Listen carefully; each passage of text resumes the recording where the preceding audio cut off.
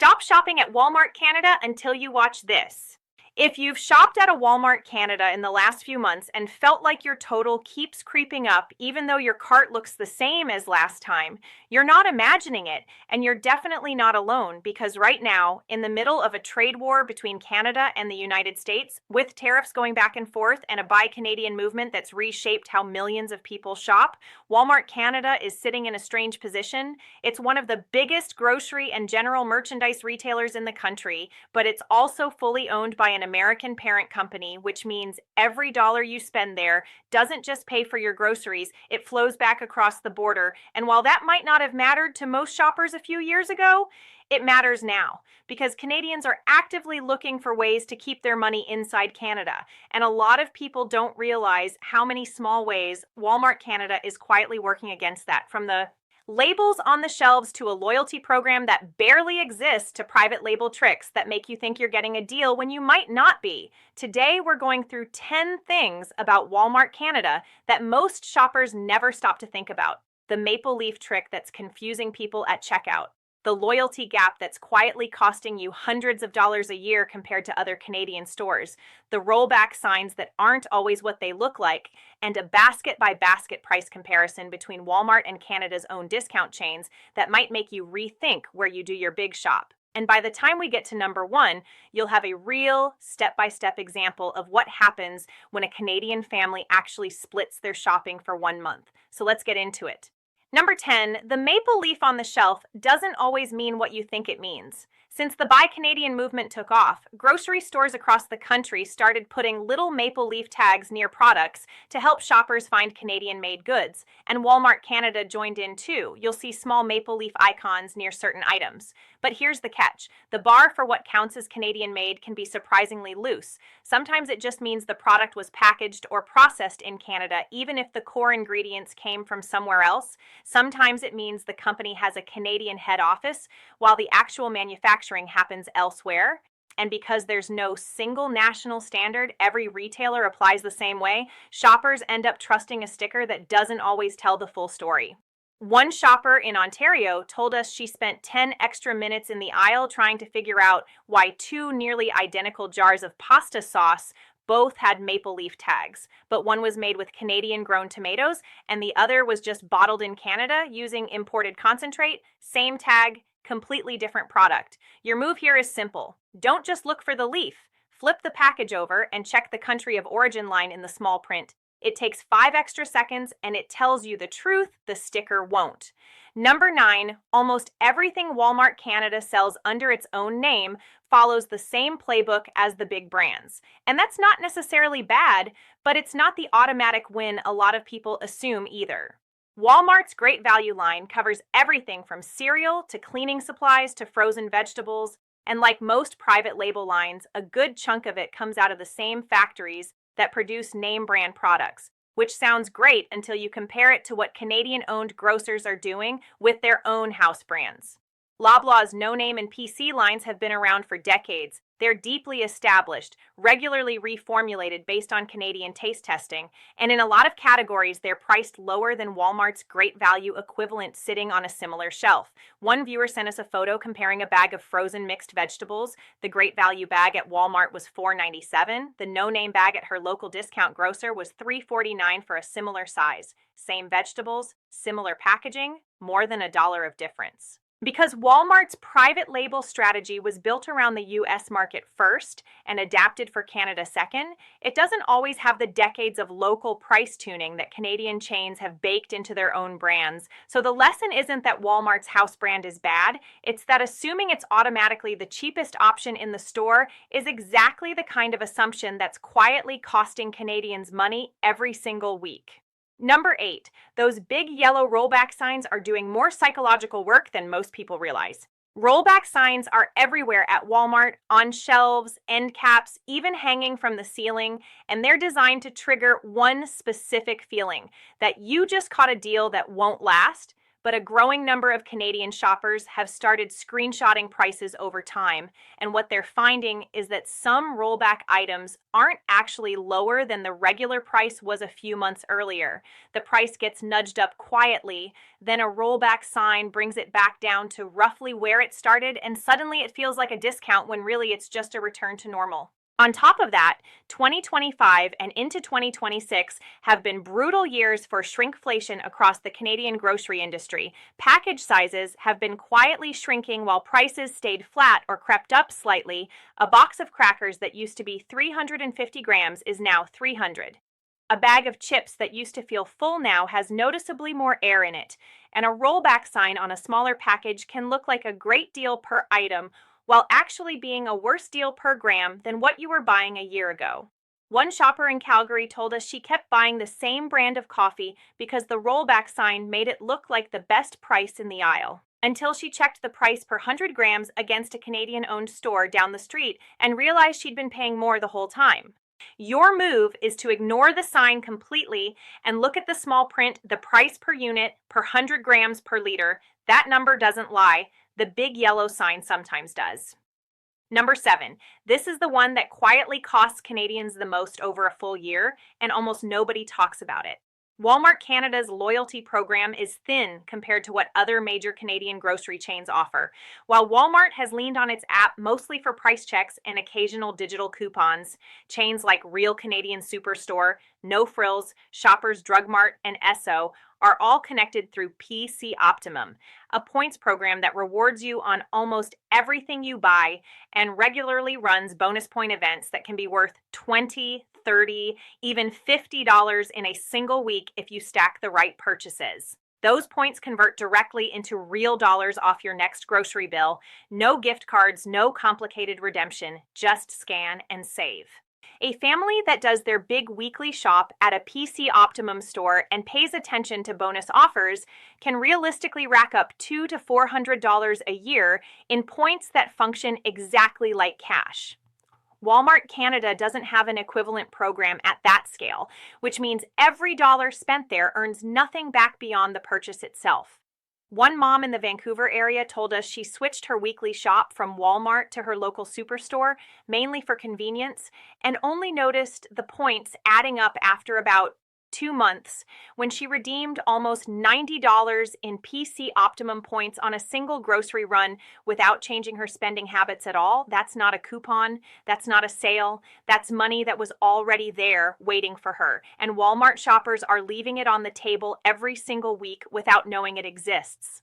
Number 6, the self-checkout experience at Walmart Canada has changed in ways that quietly work against you. Over the past couple of years, a lot of Walmart locations have shifted heavily towards self-checkout. Fewer staffed lanes, more machines, longer lines at the few cashier registers that remain, and on the surface that sounds neutral. But the psychology of self-checkout encourages a few specific behaviors. When you're the one scanning, bagging, and paying, with a screen prompting you about donations, app downloads, and credit card signups at every step, you're far less likely to slow down and double-check prices the way you would if a cashier was moving things along. And because self-checkout stations tend to sit near impulse displays, chocolate bars, gum, small electronics, gift cards, the combination of standing there for a few minutes with nothing to do but stare at a screen with a rack of cheap extras right at eye level isn't an accident, it's a layout decision. One shopper in Ottawa told us she started timing her own self-checkout trips and noticed she almost always left with at least one item that wasn't on her list. A chocolate bar, a phone charger, a small toy for her kid standing right there, none of it expensive on its own, but she estimated it added up to almost $15 a week in pure impulse buys she wouldn't have grabbed if a cashier had simply been moving her items along at a normal pace. Your move is to make a list. Stick to it specifically at self-checkout, and treat that little impulse rack the same way you'd treat the candy aisle, because that's exactly what it is. Number 5, Canada has its own version of the deep discount grocery model, and most Walmart shoppers have one within a few kilometers of their house without ever walking in. Chains like No Frills, Freshco, Food Basics, and Giant Tiger operate on a stripped-down model. Smaller stores, products often left in their shipping boxes, fewer brand choices per category, and a heavy focus on private label. And because these chains are either part of major Canadian grocery groups or run under a larger Canadian banner, they're able to negotiate aggressively on price in ways that often undercut Walmart on staple items. Multiple Canadian shoppers have done their own side-by-side comparisons through 2025 and into 2026, filling identical baskets of about 25 to 30 staple items: bread, milk, eggs, pasta, canned goods, frozen vegetables, ground beef, and posting the receipts online.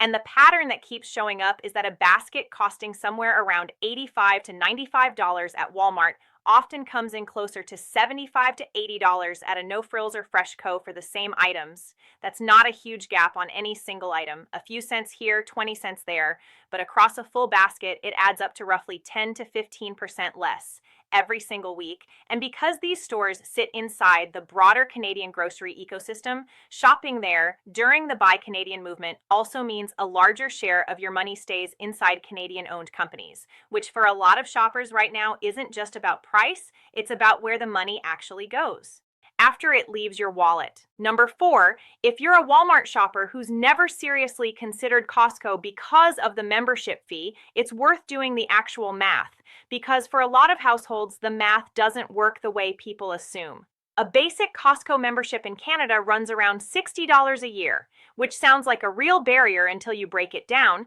That's roughly $5 a month. And Costco's bulk pricing on staples that almost every household buys anyway: chicken breast, ground beef, eggs, milk, paper towels, toilet paper, laundry detergent, cooking oil, is consistently lower per unit than what you'll pay at Walmart, even accounting for the larger package sizes. One family in the Edmonton area ran a 6-month experiment where they kept every Walmart receipt and every Costco receipt and compared per unit prices on the dozen or so items they buy most often, and found that the savings on just those staples covered the membership fee by month 3. Everything after that was pure savings.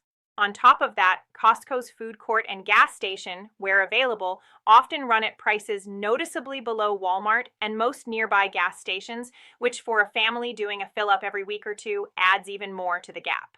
The catch with Costco has always been the upfront commitment and the temptation to buy in bulk sizes you don't actually need, so the move isn't to abandon Walmart entirely and do one giant Costco haul. It's to recognize that for the handful of staples your household goes through constantly, splitting your shopping between a Canadian discount grocer for fresh items and a Costco run every few weeks for bulk staples often beats doing all of it at Walmart, even after the membership fee. Number 3, this is where the gap becomes hard to ignore, because once you stop comparing single items and start comparing a full weekly basket, the difference between Walmart and Canada's discount banner stores stops looking like pocket change and starts looking like a real monthly expense.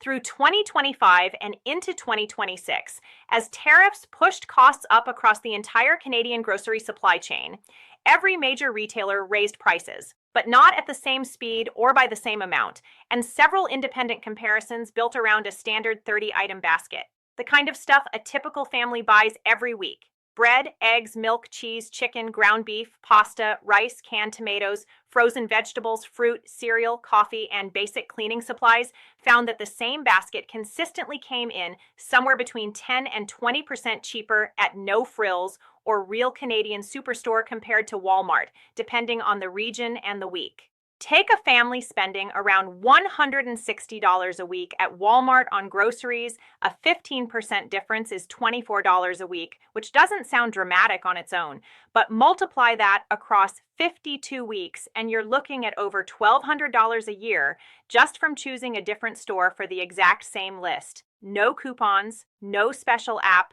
no loyalty card needed to access that base price difference. Just walking into a different building with the same list in your hand. And once you stack that $1,200 gap on top of the PC optimum points most of those stores also offer, The total difference between a year of Walmart shopping and a year of shopping at a Canadian-owned discount grocer easily climbs toward $1,500 to $2,000 for an average family, and at a time when grocery prices are one of the biggest sources of financial stress for Canadian households. That's not a small detail, that's rent, that's a chunk of a car payment, that's a vacation. Number 2, most Canadians have a flyer app on their phone and barely use it the way it was built to be used. Apps like Flip pull together the weekly flyers from almost every major grocery store in your area: Walmart, No Frills, Superstore, Freshco, Food Basics, Giant Tiger, all in one place, and let you search for a specific item to instantly see which store has it cheapest that week. But most people open these apps, glance at one flyer, and close it instead of actually using the search function to plan their shopping around whichever store has the best price on the items they buy most. On top of that, a lot of Canadian grocery stores process their weekly markdowns on specific days, often early in the week. Meat, dairy, baked goods, and produce approaching its best before date gets reduced before the store gets busy, and shoppers who time their trip around those markdown windows at a Canadian-owned discount store can often combine the lowest flyer price with an extra markdown on top of it. Walmart's flyer cycle exists too, but because Walmart's baseline prices on a lot of these categories are already higher to start with, even a markdown at Walmart can land above the regular price at a competitor down the street. One shopper in Winnipeg told us she started spending 15 minutes every Sunday night searching her top 15 recurring grocery items in Flip, then splitting her week between 2 stores based on whichever had the better price that week. She estimated it added maybe 20 minutes total to her routine and saved her somewhere between $15 and $25 a week, which over a year is well over $1,000. For 15 minutes of searching on a Sunday night, that might be the highest hourly wage most people will ever earn. Number 1, here's what it actually looks like when a Canadian family puts all of this together for 1 month. A household in the Toronto area that used to do their entire grocery shop at Walmart decided to run a 1-month experiment after thinking about the Buy Canadian movement and the price gaps we've been talking about. Week 1, they kept their Walmart routine exactly the same and tracked every receipt. Total spend for the month on groceries came to roughly $640.